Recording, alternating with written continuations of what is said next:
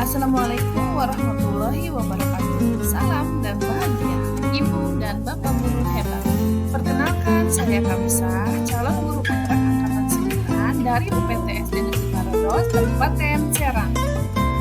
Selama pendidikan guru penggerak angkatan 9 ini, saya difasilitasi dan didampingi serta dibimbing oleh Bunda Hajah Ucu Julaiha MPD selaku fasilitator dan Bapak Ilham Farid SPD selaku pengajar praktik. Penyebaran pemahaman budaya positif dengan rekan sejawat. Assalamualaikum warahmatullahi wabarakatuh. Terima kasih ya Bapak dan Ibu guru yang sudah mau menyempatkan hadir di seminar tentang penyebaran pemahaman budaya positif. Semangat pagi, semangat ya. Kalau semangat pagi, walaupun kita sudah siang, sudah malam, tapi semangatnya masih seperti pagi hari ya Bapak Ibu. Nah, di sini saya akan menyebarkan pemahaman budaya positif di sekolah. Jadi sekolah itu kan lingkungan ada siswa, orang tua menitipkan siswa di sekolah. Jadi kalau budayanya tidak positif, maka nanti outputnya juga tidak kurang baik begitu. Kita lanjut ke slide kedua ya.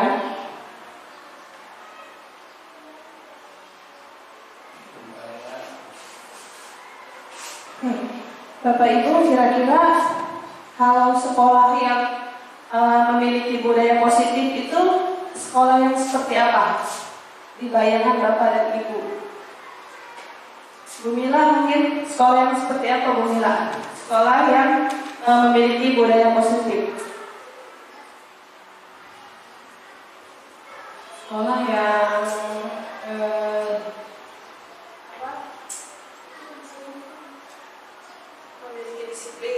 memiliki disiplin, rutinitas yang baik seperti kebiasaan yang sering dilakukan di sekolah tersebut. Terima kasih Bu Mila. Jadi menurut Bu Mila, sekolah yang memiliki budaya positif yaitu sekolah yang menerapkan disiplin, memiliki pembiasaan yang baik untuk membentuk karakter siswa ya Bu Mila. Kalau menurut Bu Dede? Kalau menurut saya sih sama seperti Bu Mila juga. Kalau sekolah yang memiliki budaya positif berarti sekolah itu yang memiliki kegiatan-kegiatan positif atau misalnya pembiasaan seperti pembiasaan, literasi yang tentunya untuk menanamkan atau membentuk suatu karakter positif kepada peserta didik. Jadi intinya semua sama ya, ingin membentuk karakter dari peserta didik itu. Nah, Bapak Ibu, budaya positif ini bisa kita capai dengan perubahan paradigma belajar, kemudian dengan disiplin positif. Seperti apa sih disiplin positif? Kita akan bahas.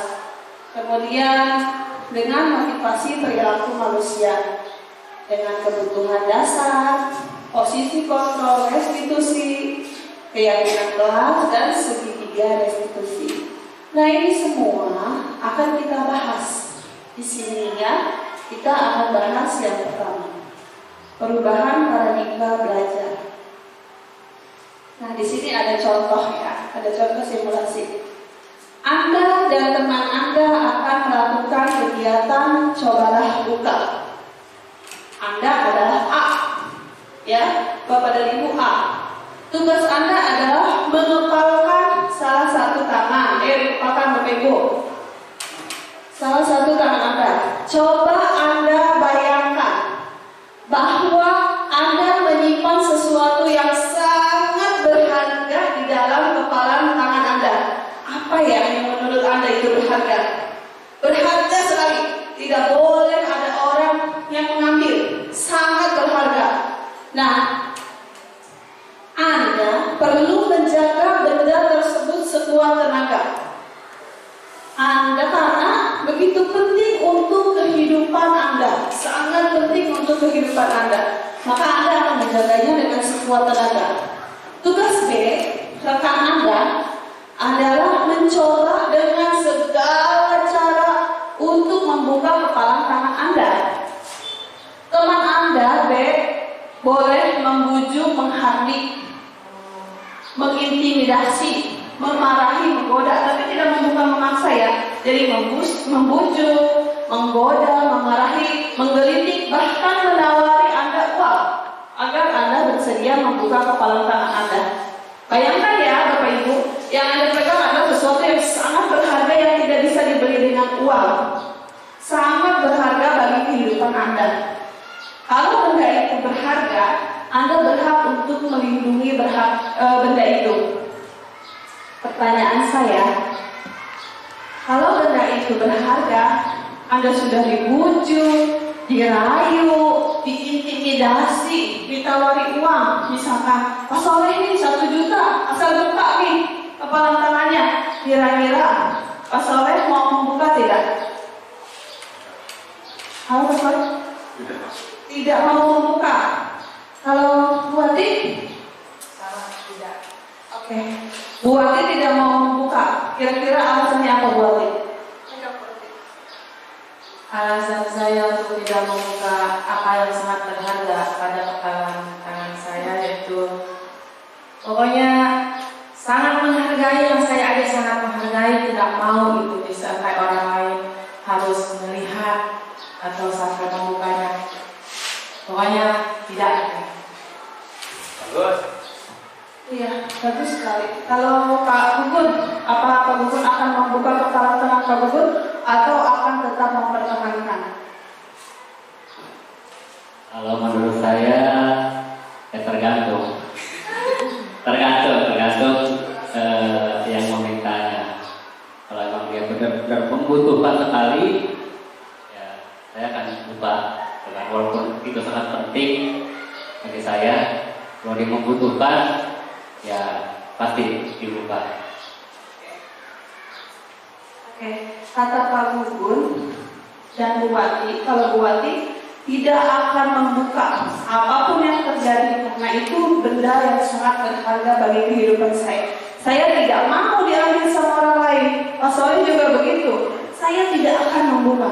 Sementara kalau Pak Gugun, saya akan buka kalau memang orang itu benar-benar butuh. Nah, seperti itu ya.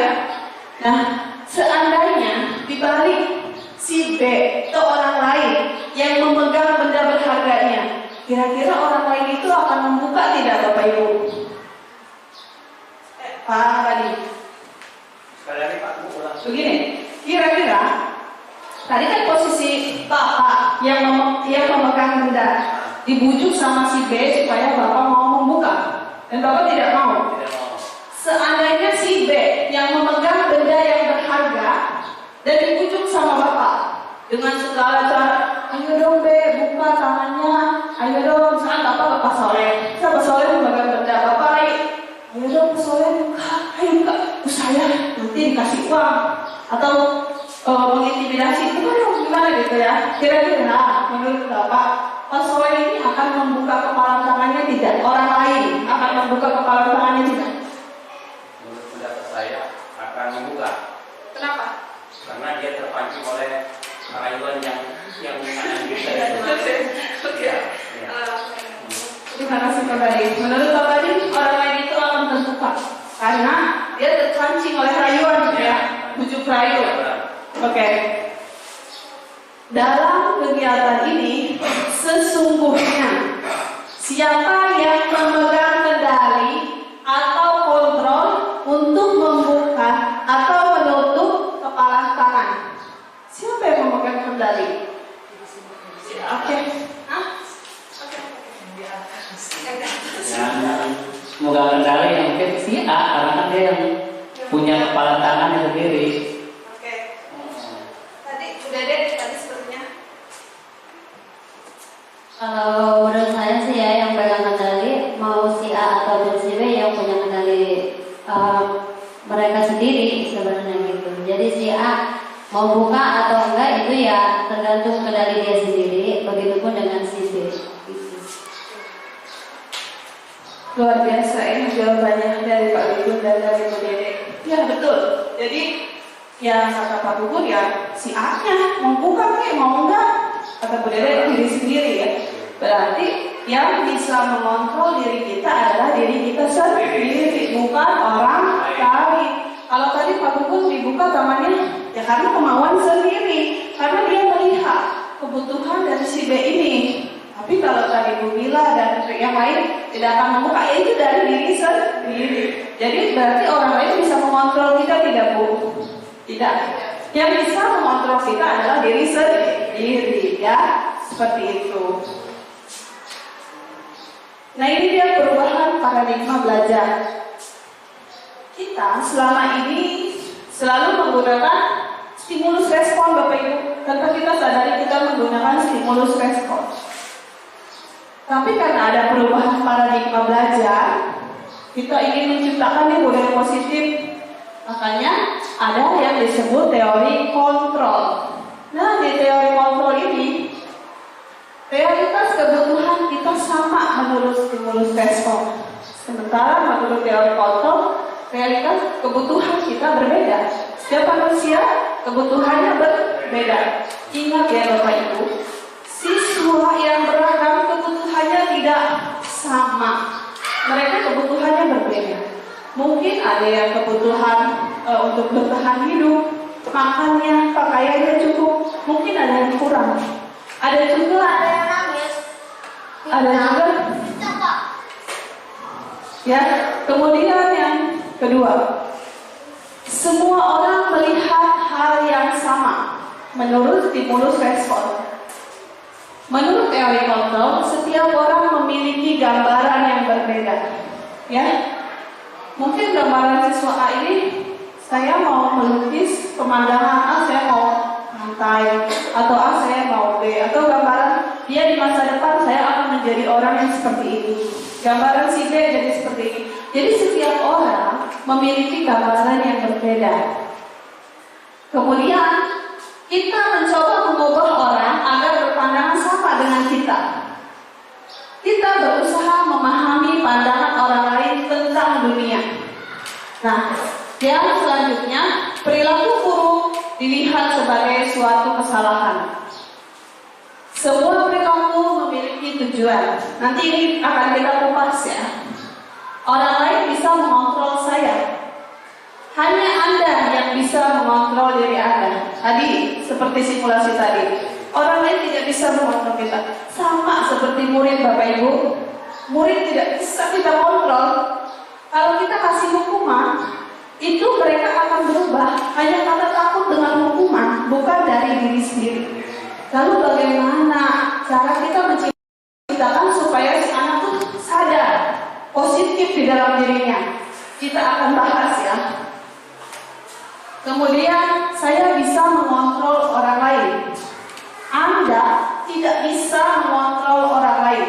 Ya, dari yang tadi saya mau dibuka tangannya, itu kan kemauan sendiri. Orang lain juga mau membuka tangannya, itu kemauan dia sendiri, bukan kemauan kita. Walau kita bujuk kita apa, kalau dia tidak mau, dia tidak akan dibuka. Ya. Kemudian pemaksaan ada pada saat bujukan gagal. Ya. Selanjutnya kolaborasi dan konsensus menciptakan pilihan-pilihan baru. Model berpikir menang atau kalah. Kalau teori kontrol, model berpikirnya menang dan menang. Tidak ada. Kalau Bapak Ibu cermati, stimulus respon dan teori kontrol ini semuanya positif Bapak Ibu. Tidak ada yang negatif. Bisa tidak? Kita merubah paradigma kita tentang pembelajaran yang tadinya stimulus respon menjadi teori kontrol. Kira-kira bisa tidak? Bisa ya? Bisa. Kita rubah pelan-pelan. Kalau tidak bisa di lingkungan sekolah, kita rubah dari lingkungan kelas kita. Selanjutnya, disiplin positif. Kalau kita mengatakan disiplin, kita terbayang dengan apa? Kira-kira, buatin. Kalau untuk disiplin positif yang saya bayangkan itu tentang tanggung jawab, yang tanggung jawab terhadap diri sendiri, terhadap orang. Aja sih. Terima kasih Bu Adi. Pak Badi, kalau disiplin positif, apa yang terbayang di benak Pak Badi? Kalau disiplin positif, ya tentu terbayang anak-anak tidak punya aturan tertentu. Kalau memang tidak disiplin, itu kan tidak punya bayangan anak. Kalau tidak punya aturan itu maka terbayang. Oke, Bapak Ibu, selama ini kita berpikir disiplin itu aturan. Anak patuh pada peraturan, ya. Disiplin itu hanya peraturan. Anak mematuhi peraturan yang sudah kita buat. Kalau dia terlambat, hukumannya apa? Kalau dia tidak mengerjakan PR, hukumannya apa? Seperti itu kan? Nah, kita luruskan. Disiplin diri dapat membuat seseorang menggali potensinya menuju kepada sebuah tujuan.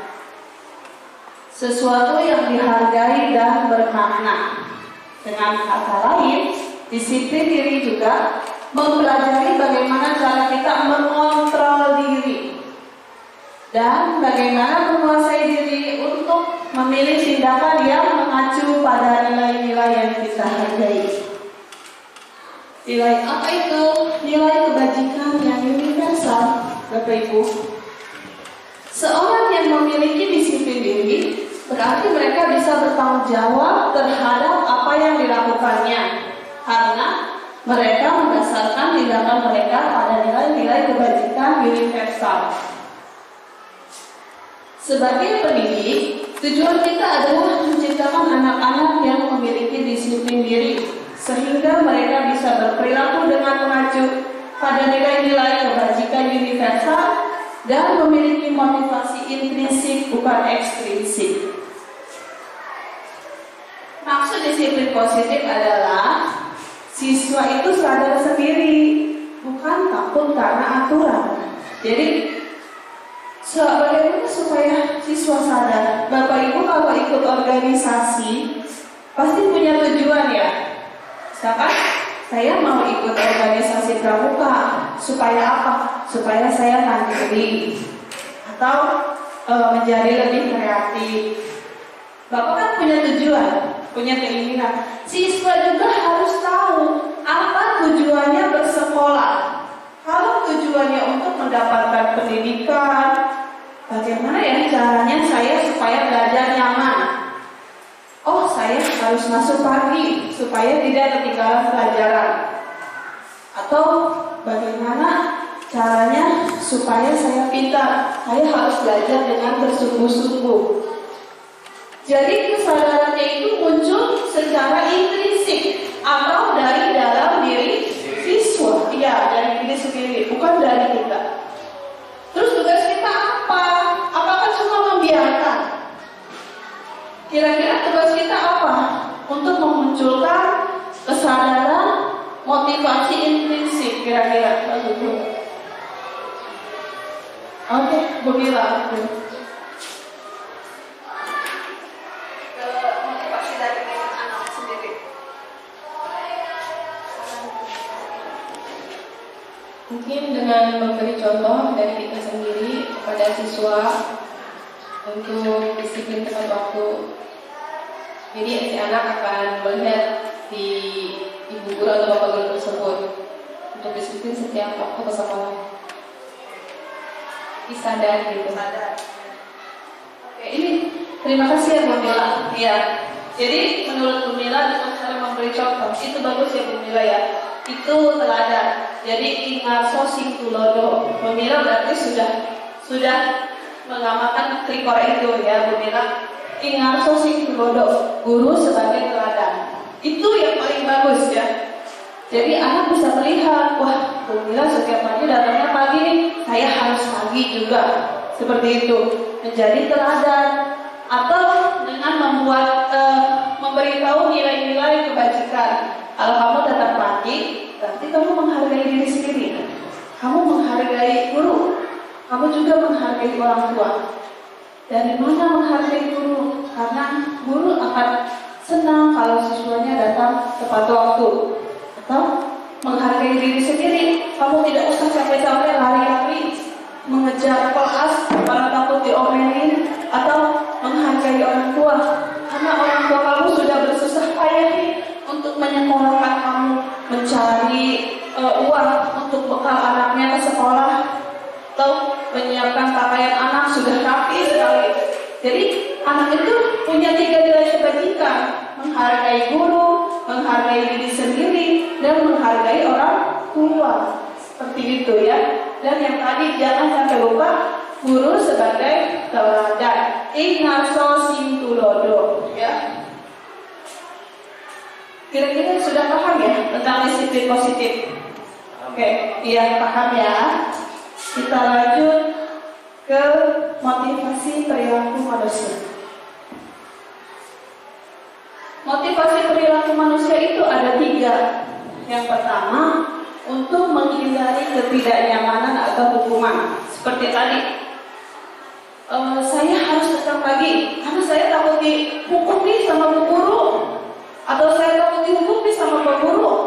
Nah, itu namanya motivasi eksternal dari luar, bukan kesadaran sendiri, karena dia takut dihukum.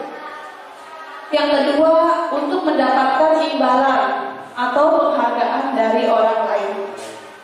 Bapak Ibu, penghargaan itu saya sendiri pemahaman saya juga salah. Ternyata penghargaan itu memberikan dampak negatif. Makanya mengapa mungkin menyebutkan ranking itu tidak boleh? Karena ternyata ada istilah dihukum oleh penghargaan. Jadi anak kalau selalu diberi penghargaan, maka dia akan melakukan kebaikan dengan mengharapkan penghargaan, baik berupa hadiah.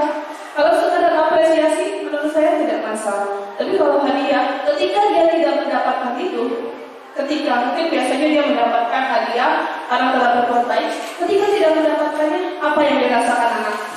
Kecewa. Ketika dia kecewa, kemarin juga nggak dapat, padahal udah susah payah. Ya udah, besok masih aja. Seperti itu.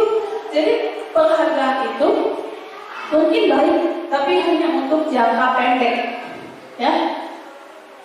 Selanjutnya, kalau poin ke-1 dan ke-2, ini namanya motivasi eksternal, berasal dari luar, bukan dari diri anak.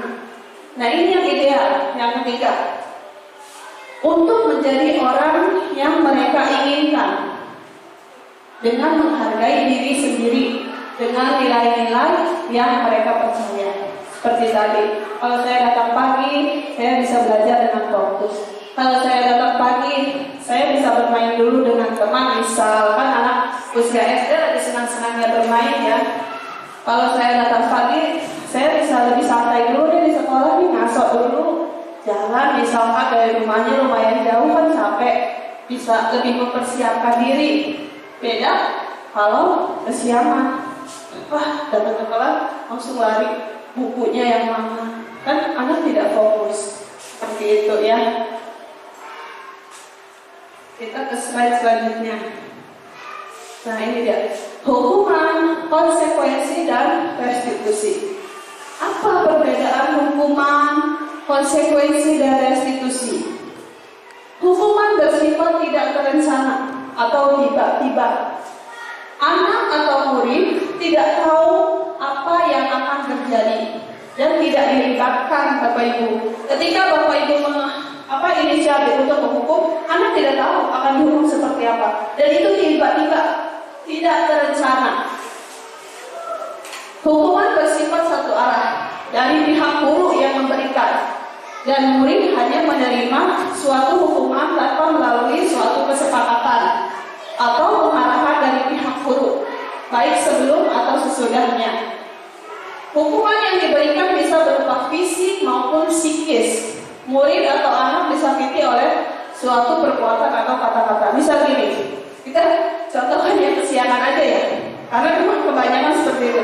So ada yang kesiangan nih, guru piketnya siapa? Misal Pak Gugun guru piket. hari itu Pak Gugun sedang pikir, ada yang kesiangan. Kamu tahu kamu telat berapa menit? Saya telat berapa menit ya? Saya telat 5 menit Pak.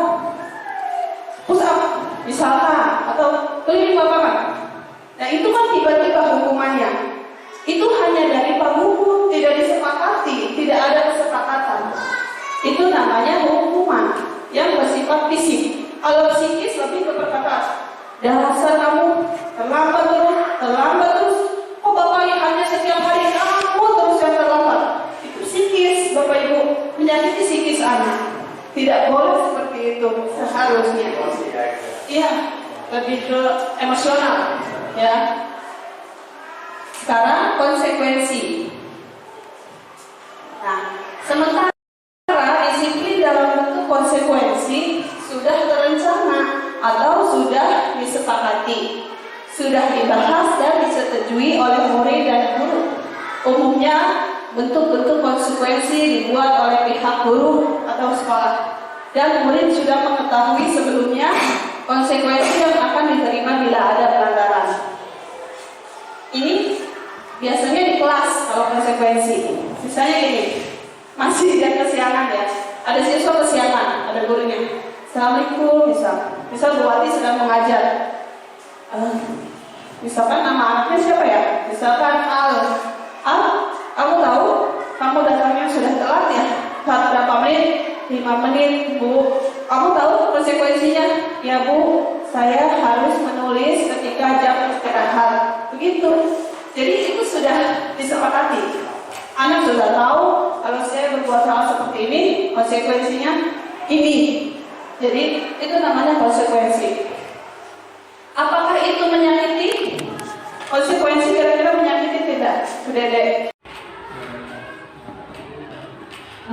Kalau menurut saya sih, kalau emang konsekuensi itu sudah disepakati, mungkin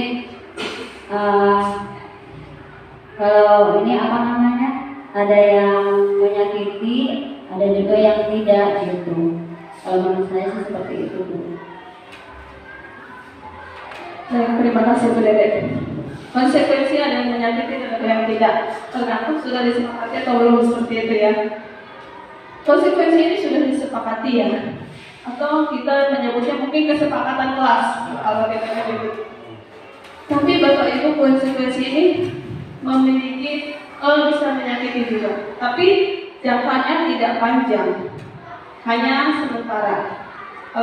Jadi kalau misalkan tadi hukumannya menulis ketika jam istirahat, ya berarti anak kehilangan waktu untuk istirahat. Tapi tidak dalam seperti hukuman. Kalau hukuman kan psikisnya biasanya lama anak kecewanya.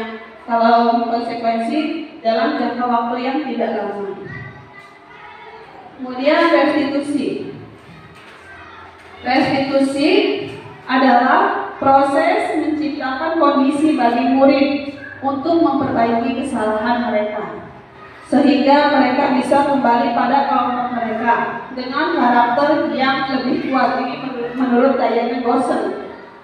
Restitusi juga merupakan proses kolaboratif yang mengajarkan murid untuk mencari solusi untuk masalah mereka dan membantu murid berpikir tentang orang seperti apa yang mereka inginkan dan bagaimana mereka harus memperlakukan orang lain. Jadi kalau siswa telat, ini kita pakai restitusi. Nanti berhubungan dengan segitiga restitusi. Kita cari tahu alasannya, mengapa kamu terlambat? Saya bangunnya kesiangan, Bu. Kenapa kesiangan?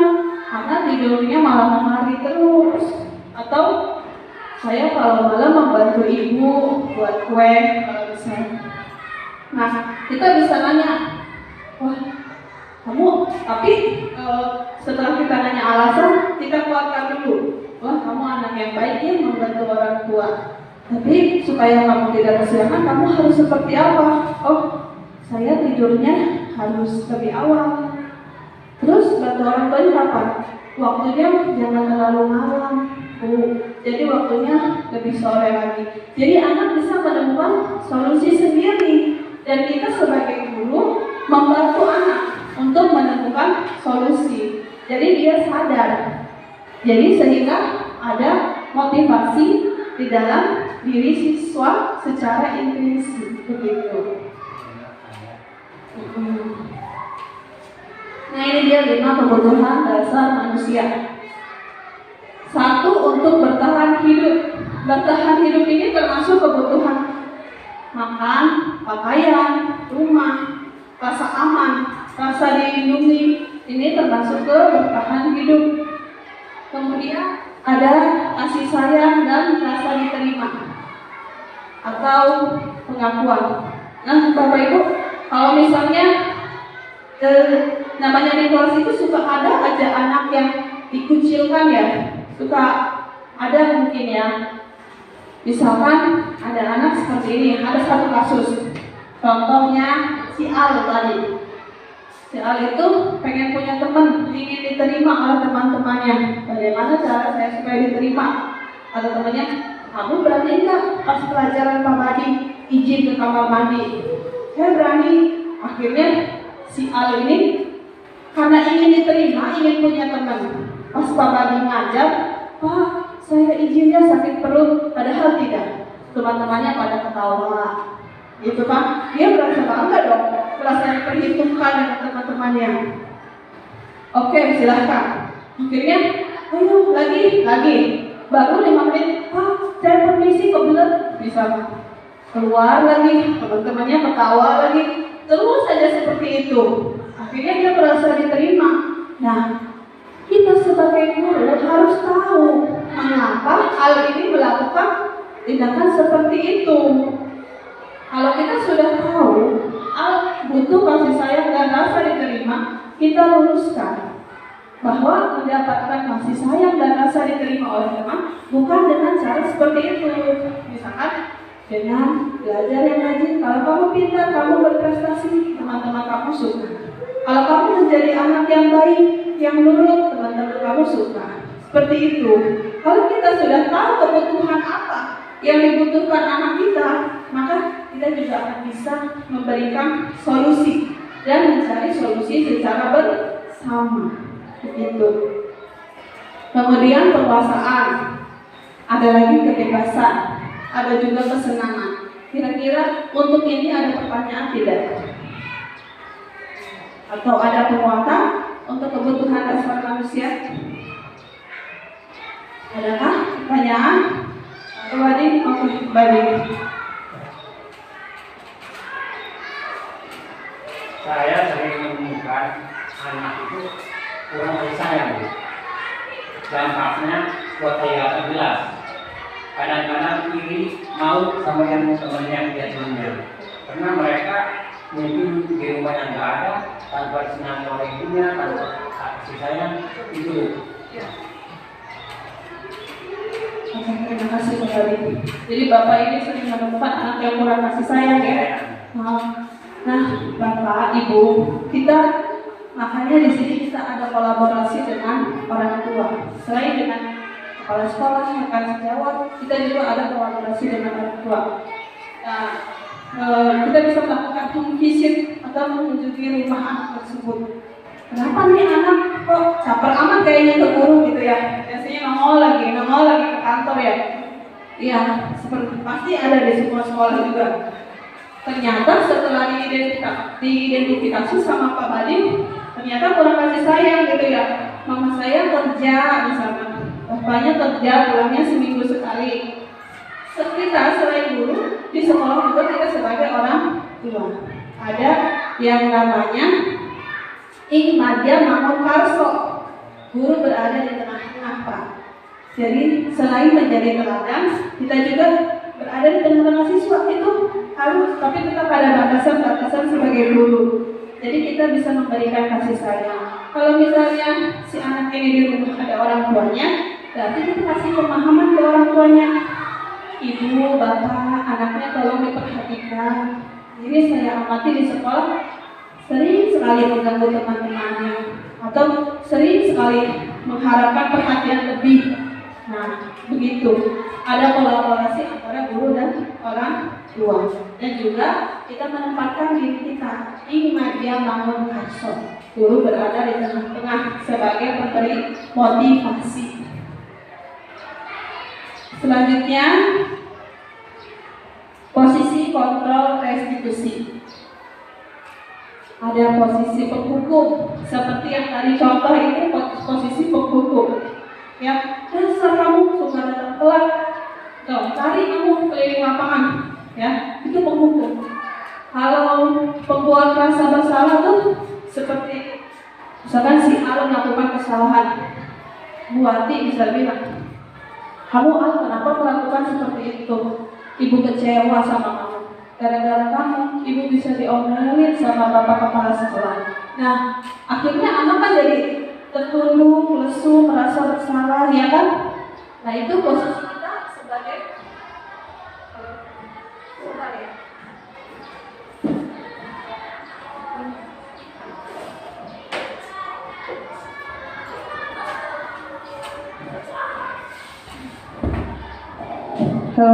Nah, itu posisi sebagai pembuat rasa bersalah. Jadi kita seolah-olah menyalahkan anak karena kesalahan anak. Nanti ibu seperti ini, ibu sangat kecewa sama kamu. Nah, itu bisa mempengaruhi mental anak juga, Bapak Ibu. Kalau sebagai teman itu tolong ya bantu ibu mengerjakan ini, tolong ya gitu. Anak itu dekat sama guru, tapi nanti anak akan ketergantungan sama gurunya. Rasanya mencari ibu gurunya saja. Ada juga guru sebagai pemantau. Ya,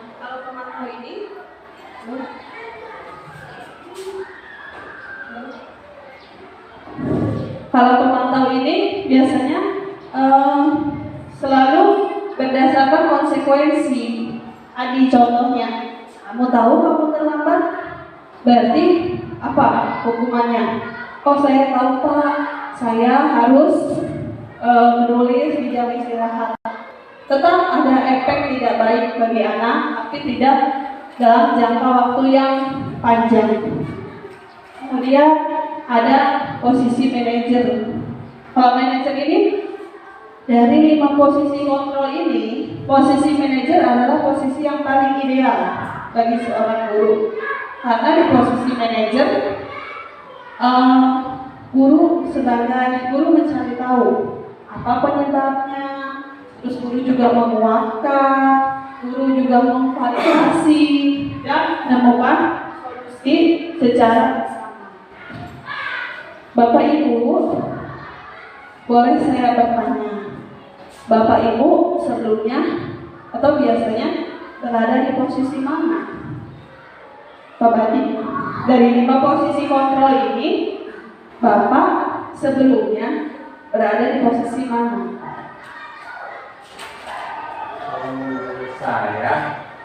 Saya di bagian manajer. Iya, karena itu yang atur sebagai guru. Sudah itu. Pak Badi berada di posisi manajer. Luar biasa ya Pak. Nanti Bapak sudah menjalankan sebagai seorang guru ya. Kalau Bu Wati sebelumnya, Ibu berada di posisi mana Bu? Sebelum paham atau mungkin sekarang masih? Saya itu bukan di posisi manajer ya, tapi mungkin masih dalam posisi penghukum. Nah, itu yang saya rasakan. Oke. Berada di posisi penghukum. Saya juga mungkin masih berada di posisi penghukum ya, buat masih di pembuat rasa bersalah. Tapi alhamdulillah ya, kita sekarang sudah tahu posisi mana yang seharusnya kita berada. Semoga kita semua bisa berada di posisi manajer. Atau kalau memang sulit di posisi manajer, setidaknya pemantau ya. Sudah cukup ya, penghukum dan pembuat rasa bersalah jangan kita pakai lagi ya. Kita semoga bisa di manajer, atau kalau belum bisa ya setidaknya dipantau. Keyakinan kelas. Mengapa keyakinan kelas? Kenapa tidak peraturan kelas? Pak Gugun.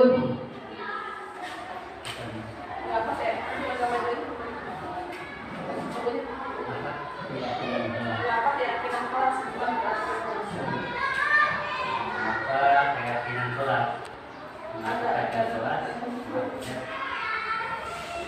Kenapa tidak? Tidak, kalau tidak perhatikan. Ya, ya karena kalau keyakinan kan ada di dalam jiwa ya. Kalau untuk peraturan kan cuma adanya tertulis ya. Menurut saya pribadi tidak sampai ada di dalam diri kita sendiri. Iya betul Pak Gun ya, sudah paham ya. Kalau keyakinan itu kan berasalnya dari diri sendiri. Kalau peraturan itu tertulis. Belum tentu anak paham apa nilai kebajikan dari tipe truk ini, apa nilai kebajikannya misalnya. Keliling lapangan ini apa ya nilai kebajikannya, begitu. Tapi kalau keyakinan, berarti anak meyakini nilai-nilai kebajikan universal di dalam diri si siswa ini. Keyakinan kelas, seseorang akan lebih tergerak dan bersemangat untuk menjalankan keyakinannya daripada hanya sekedar mengikuti serangkaian peraturan tertulis tanpa makna. Betul ya Pak Guru ya? Jadi anak itu akan lebih tertarik mengikuti keyakinannya daripada hanya peraturan. Misalkan ada gurunya mah anak nurut nih, pas gurunya pelatihan diganti oleh guru pengganti, biasanya kan suka ada guru pengganti, anak kok tidak nurut seperti dengan gurunya, yaitu karena anak hanya mematuhi peraturan, bukan sebuah keyakinan. Nah ini contoh keyakinan kelas 1.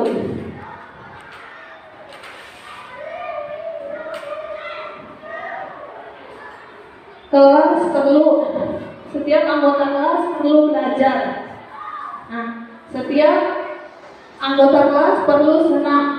Setiap anggota kelas perlu melakukan tugas seperti piket gitu ya.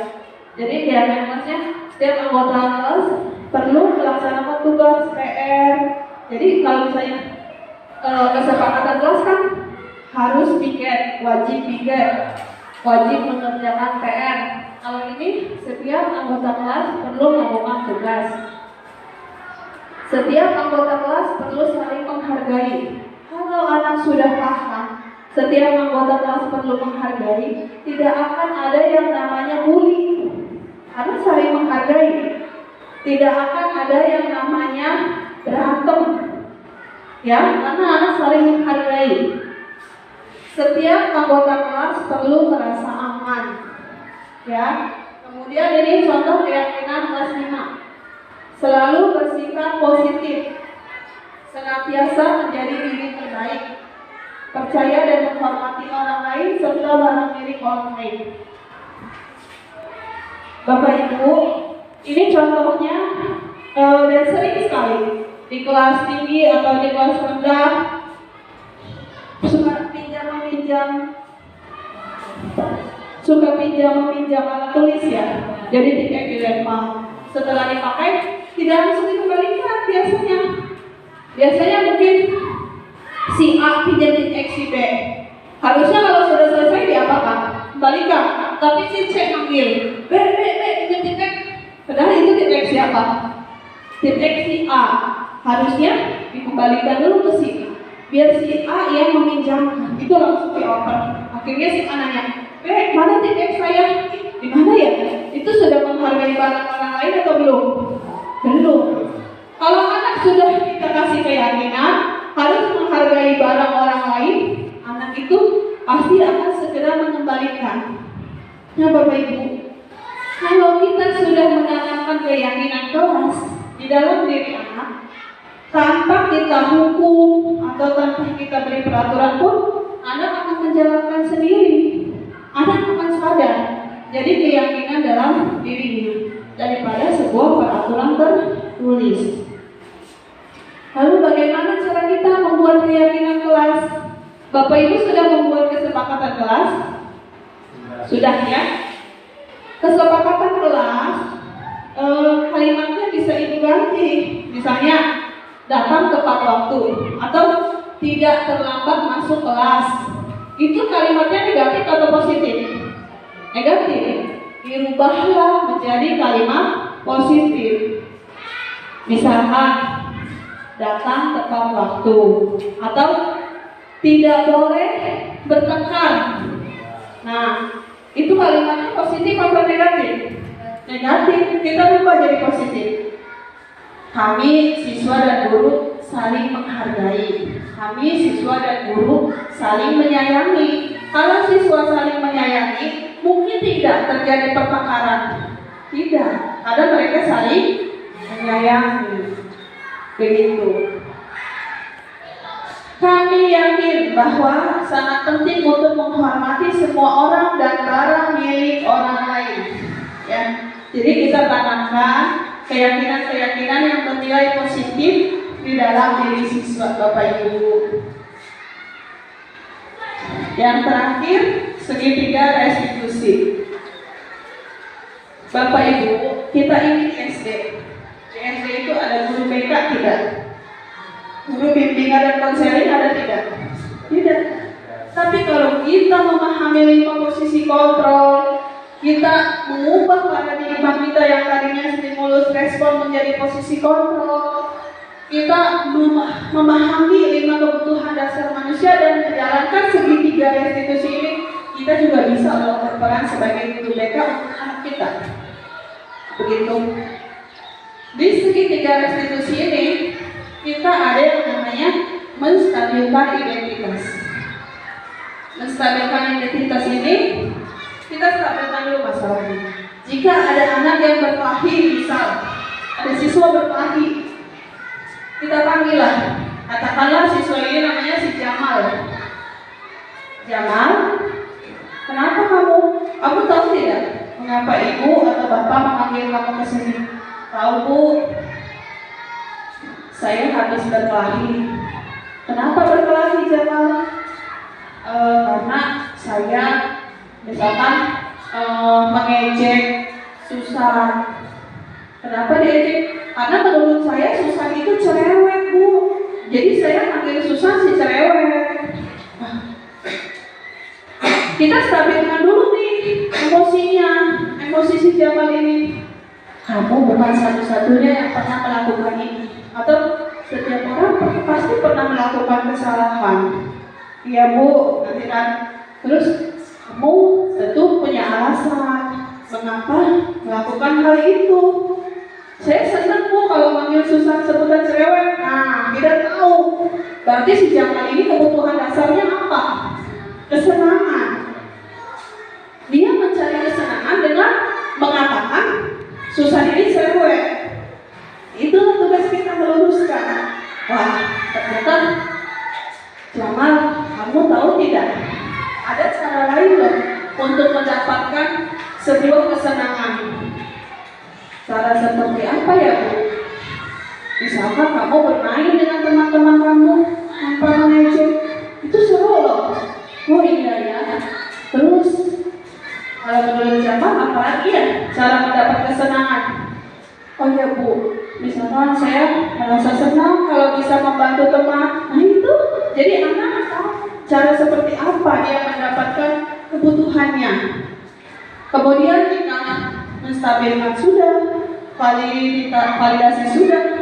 Akhirnya kita menanyakan keyakinan. Kan kita sudah buat dulu ya. Dari kesepakatan kelas, kita ubah menjadi keyakinan kelas dengan kalimat-kalimat positif. Nah, kita tanya, kira-kira keyakinan kelas apa ya yang sudah Jamal langgar? Oh iya Bu, saya telah melanggar keyakinan kelas menghargai dan menghormati orang lain. Iya, Jamal sudah melanggar itu. Kira-kira nih supaya Jamal bisa menghargai orang lain, apa yang akan Jamal lakukan? Saya akan minta maaf ke Susan dan saya berjanji akan menghargai orang lain. Nah, akhirnya anak bisa menemukan solusi sendiri kan? Anak sadar. Terus sekarang Jamal bersedia tidak kalau selalu menjalankan atau mengindahkan keyakinan kelas? Saya bersedia Bu. Jadi kalau sudah muncul dari intrinsik, anak itu lebih termotivasi Pak daripada eksternal. Terus kamu ingin jadi orang seperti apa dengan meyakini keyakinan kelas? Saya ingin jadi orang yang lebih baik lagi Bu, yang disenangi sama teman-teman saya, yang bisa membanggakan kedua orang tua saya. Akhirnya kita tahu kemana tujuan anak. Sebagai guru ya tentu saja kita harus memfasilitasi. Guru itu sebagai fasilitator ya. Pembelajaran itu harus berpusat pada murid. Ingat Bapak Ibu, fokus kita saat ini adalah murid, murid, dan murid. Begitu. Fokus kita saat ini adalah murid, murid, dan murid.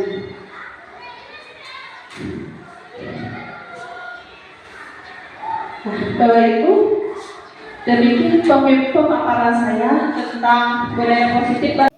Pengalaman dan pembelajaran yang didapat setelah menerapkan konsep inti. Oke, Bapak Ibu, tadi kan saya sudah memaparkan tentang budaya positif ya.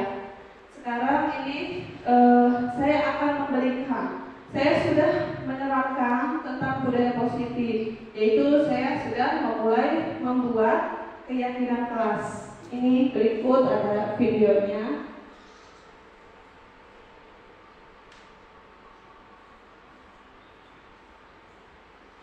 Nah, ini proses pembuatan keyakinan di kelas saya, yaitu keyakinan kelas. Di sini saya menjelaskan bahwa siswa dan siswi boleh mengeluarkan pendapatnya tentang peraturan apa saja yang disepakati oleh siswa dan siswi. Nah, saya menggunakan sticky note yang saya bagikan kepada setiap siswa dan siswi di kelas 6. Nanti di sticky note itu siswa boleh menuliskan nama dan peraturan yang ingin mereka sepakati peraturannya, yang mereka impikan tuh kelas itu seperti apa, itu silakan dituangkan di sticky note-nya. Bisa dilihat ya di videonya Bapak dan Ibu. Nah, itu kegiatan saya membagikan sticky note kepada semua siswa di kelas 6.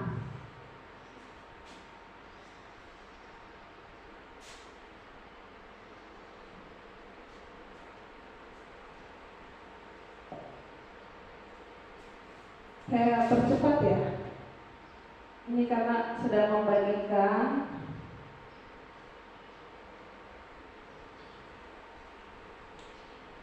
Ini proses menulis peraturannya di sticky note mereka.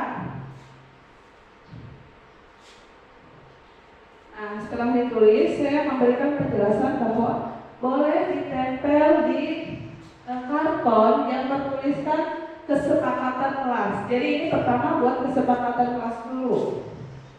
Peraturan-peraturan yang disepakati. Jika sudah selesai, jadi hasilnya itu boleh ditempel. Ini adalah siswa yang sudah mulai selesai membuat kesepakatan.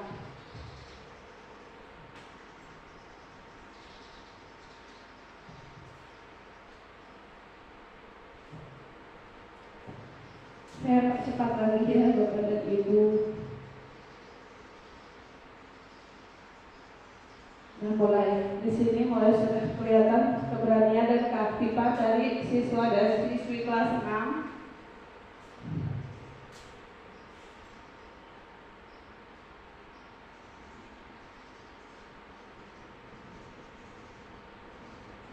Nah, kalau sudah kesepakatan kelas itu sudah dibentuk, kemudian saya membacakan satu persatu, tidak semua. Saya pilih secara acak yang akan saya bacakan.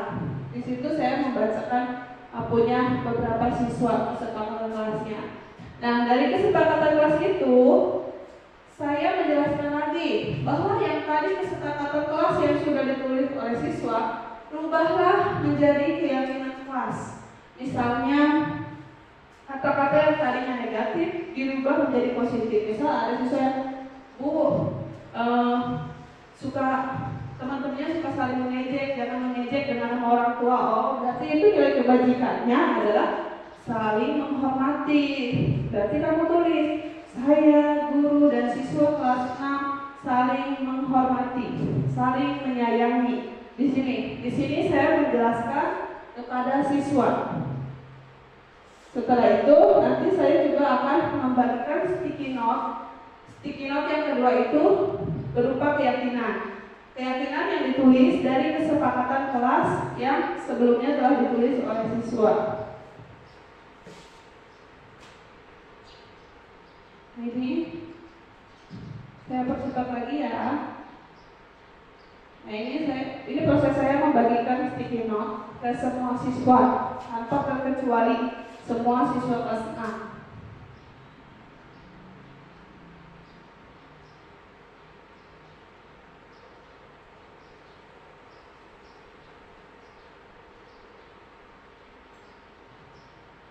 Kalau sudah selesai, semua siswa menempel di karton sebelahnya. Karton sebelahnya bertuliskan keyakinan kelas. Sementara karton yang pertama bertuliskan kesepakatan kelas.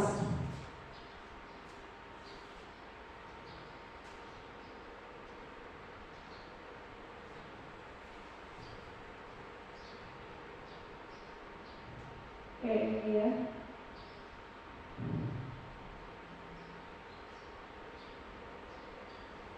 Nah, ketika sudah selesai, saya membacakan keyakinan kelas yang telah dibuat oleh beberapa siswa. Saya baca secara acak atau secara random, dan juga saya meminta siapa siswa yang berani untuk maju membacakan catatan hasil keyakinan kelas yang siswa itu buat.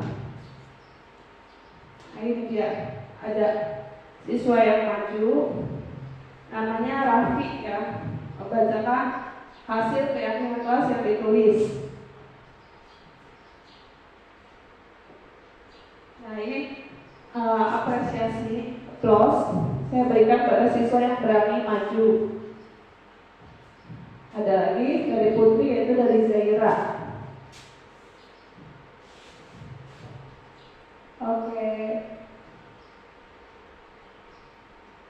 Nah, dari keyakinan kelas itu, Bapak dan Ibu, ternyata banyak yang sama. Sebenarnya tujuan mereka itu sama, yaitu sama-sama ingin dihargai, sama-sama ingin disayangi. Akhirnya dibuatlah kesepakatan kelas, dan itu kita tempel di kelas yang bisa terbaca oleh semua siswa. Kira-kira seperti itu. Lanjut ya, saya lanjut ke penerapan segitiga restitusi. Bapak dan Ibu, di kelas saya, mungkin ada di kelas lain juga, ada siswa yang jarang sekali masuk sekolah. Bahkan mungkin kalau dibilang sebulan sekali mungkin. Dan pendekatan saya kepada pengasuhnya atau orang tuanya, saya sudah datang ke sana. Ketika ditanya, ini siswa kok tidak masuk, kenapa ya? Ternyata dari rumahnya itu berangkat. Dari rumah berangkat, ke sekolah tidak ada. Akhirnya ada satu kesempatan di hari Senin kemarin, siswa ini masuk. Akhirnya ketemu dong sama saya. Saya ajak bicara. Saya coba aplikasikan segitiga restitusi. Saya tanya, namanya ini D. D, inisialnya D ya. D, kenapa tidak pernah masuk sekolah, jarang masuk sekolah? Ternyata dia itu kesiangan, Bapak Ibu, kesiangan. D, karena kesiangan, dia malu ke sekolah dan takut katanya. Akhirnya saya tanya, kesiangannya kenapa? Karena dia tinggalnya di apa ya, Bu Mila tahu ya, di Hongkong ya mungkin ya, suka ngaji subuh katanya. Oh, ngaji subuh, memang selesai jam berapa? Selesainya 6:30 Bu. Wah, selesainya jam 7 Bu, kata dia gitu. Wah, jam 7 selesainya, gimana ya caranya supaya Dek bisa tidak kesiangan, ngaji bisa tapi sekolah bisa. Palingan saya tidak ngaji, jangan, kata saya. Bisa tidak bilang ke Pak Ustadznya minta duluan ngajinya supaya bisa selesai 6:30? Bisa Bu, berani tidak? Berani. Dan akhirnya 3 hari berturut-turut Dek masuk terus Bapak Ibu. Selama saya mengajar Dek, itu tidak pernah berturut-turut masuk Bapak Ibu, masuk mungkin satu bulan bisa satu kali, hanya 2 kali. Ternyata segitiga restitusi ini, kesimpulan yang saya ambil dari kasus D ini luar biasa. Daripada saya ngasih hukuman, misalkan karena D kesiangan saya hukum lari atau apa, malah ternyata D itu jadi takut. Ternyata dengan segitiga restitusi malah bisa berubah D. D menemukan solusi masalahnya sendiri. Terus D juga bisa sekolah berturut-turut 3 hari. Ini absensi D ini nomor 6. Saya lihat Bapak Ibu, dia itu alfa terus ya. Ini alfa lagi. Nah, dari hari Senin sampai Rabu sampai sekarang D ini masih masuk ke sekolah terus Bapak Ibu ya. Jadi ini penerapan segitiga restitusi yang sangat luar biasa. Sesi tanya jawab. Barangkali ada pertanyaan dari Bapak dan Ibu guru, silakan Bu Ati.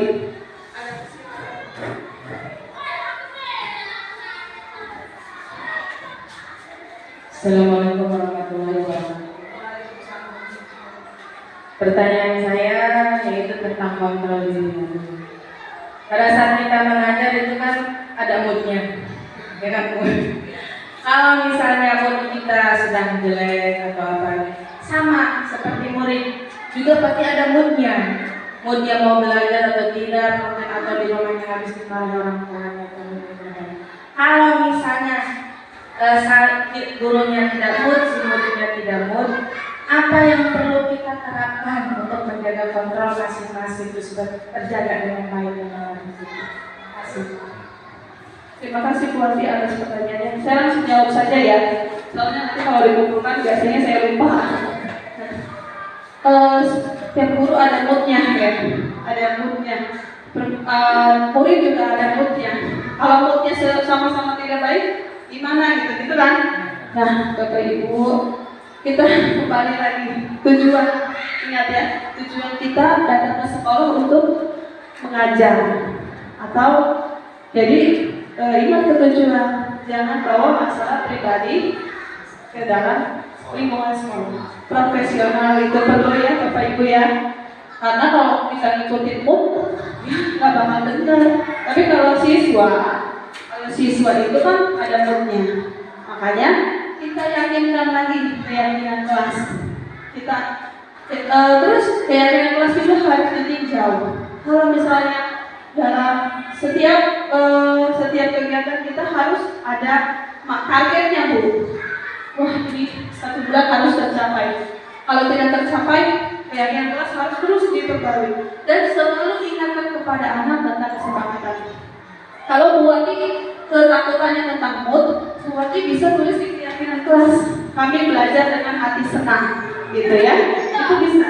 Dan tempatkan keyakinan kelas di tempat yang mudah terbaca oleh semuanya. Seperti itu ya, Bu Ati. Ada lagi pertanyaan? Oke, Bu Nina silakan.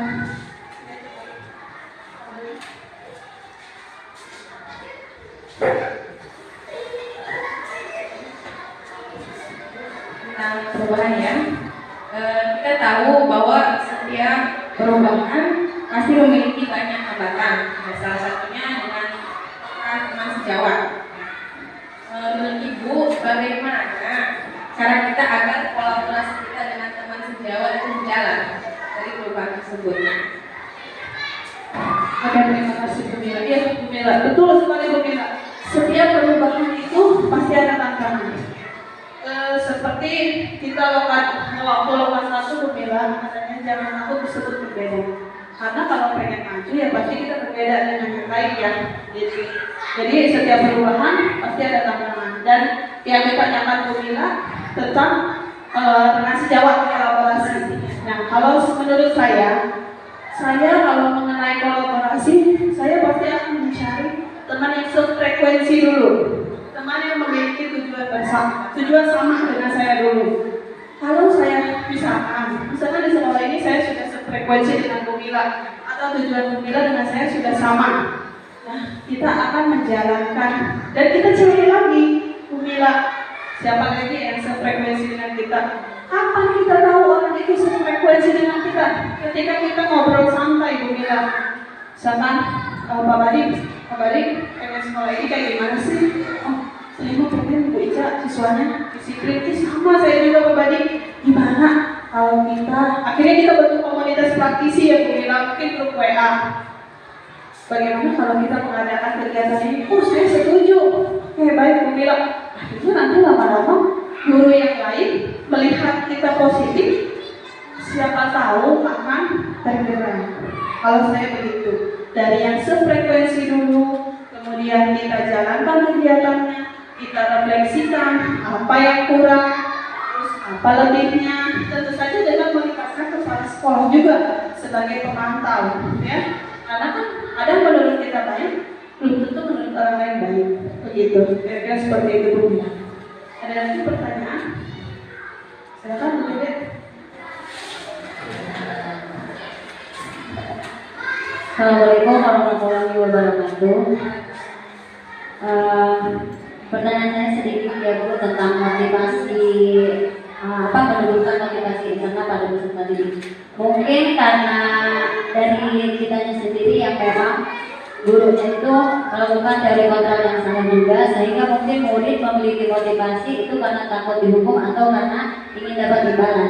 Yang saya tanyakan, mungkin bukan bisa punya trik atau tips untuk bagaimana seorang guru bisa menumbuhkan motivasi internal pada peserta didik. Itu saja. Assalamualaikum warahmatullahi wabarakatuh. Waalaikumsalam warahmatullahi wabarakatuh. Agak mirip ya pertanyaannya dengan Bu Wati. Nah, sama seperti tadi ya, cara menumbuhkan motivasi intrinsik tadi sebagai teladan. Bapak dan Ibu, kita tahu ya dari pemikiran Ki Hajar Dewantara itu ada 3 poin. 1, Ingarso Sikulodo, guru sebagai teladan.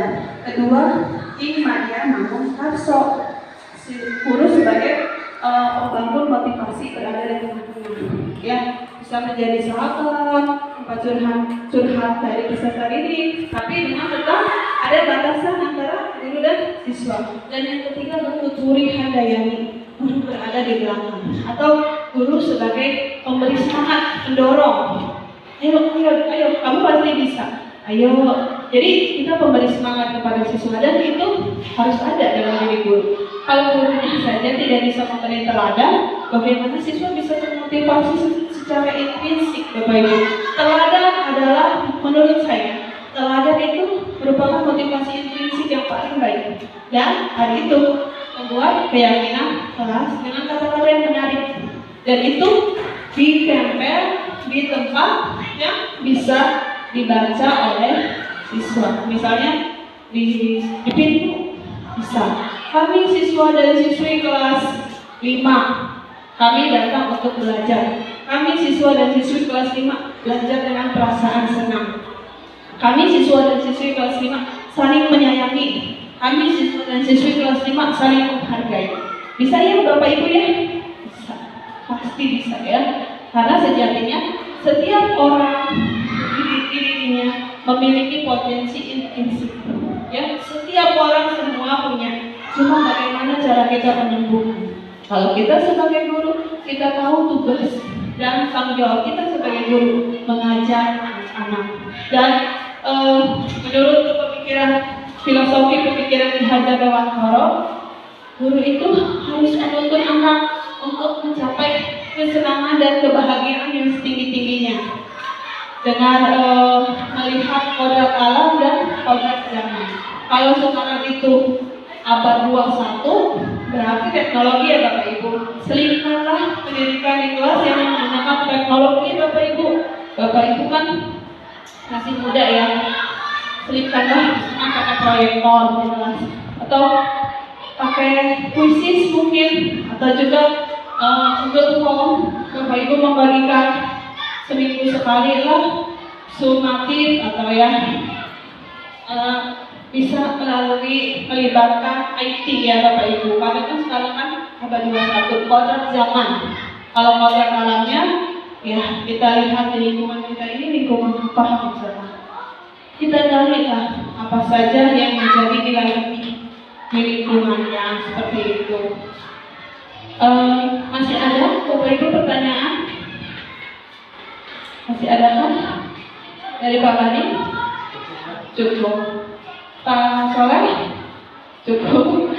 Dari Pak Anggun? Satu lagi aja? Udah? Oke, cukup. Ada penguatan Bapak Ibu untuk menurut Bapak Ibu bagaimana apa yang Bapak Ibu dapatkan setelah saya menjelaskan tentang penyebaran pemahaman budaya positif? Apa yang Bapak Ibu rasakan manfaatnya? Silakan. Manfaat yang saya rasakan itu sangat bagus tentunya, karena apa yang saya lakukan ternyata masih belum tentu benar gitu, dari cara mendidik anak seperti apa, yang mendisiplin anak itu seperti apa. Karena yang saya tahu cara mengajar saya itu untuk menurut saya aja, bukan untuk menurut siswa. Tapi untuk mengikuti seperti ini ya, mudah-mudahan kedepannya apa yang nanti saya lakukan bisa membuat anak menjadi rasa nyaman, tidak adanya hukuman atau apa gitu. Terima kasih Bu Ati. Satu lagi ya, Bu Dede.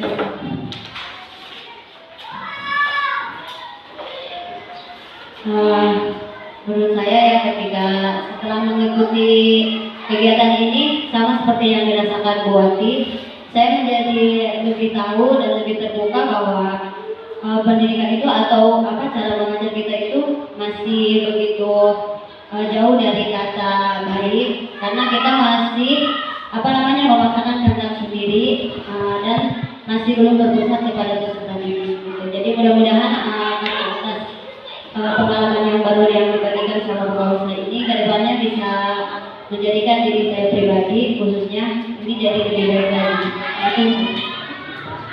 Satu lagi saja ya, kabar. Iya, ini dari saya. Sedikit dari saya, nantinya saya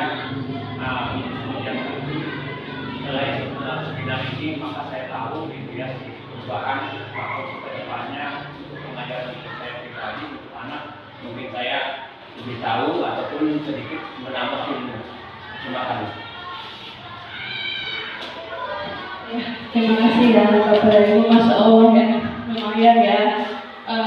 Ternyata banyak dari kita, termasuk saya, masih berada di posisi penghukum. Dan setelah kita mendapatkan pemahaman tentang budaya positif ini, bisa menambah ilmu kita ya dalam kegiatan pembelajaran siswa dan di mana posisi kontrol kita seharusnya berada. Semoga kegiatan penyebaran pemahaman budaya positif ini bisa diaplikasikan ya Bapak Ibu, bukan cuma dipahami saja. Kalau bisa sih Bapak Ibu juga mengajak rekan-rekannya untuk menerapkan budaya positif ini di sekolah. Kalau sekiranya tidak mampu, seperti tadi kata Bu Mila, karena setiap perubahan pasti ada tantangan ya. Mungkin tantangan dari rekan sejawat, apa sih? Lebah. Mana ada siswa nurut tanpa dihukum? Mungkin ada yang seperti itu ya. Kembali lagi ya, kita mulai dari kelas kita dulu. Kalau kelas kita sudah positif, maka kita ajaklah rekan-rekan kita dan insya Allah sekolah kita juga akan memiliki budaya yang positif. Terima kasih Bapak Ibu atas perhatiannya.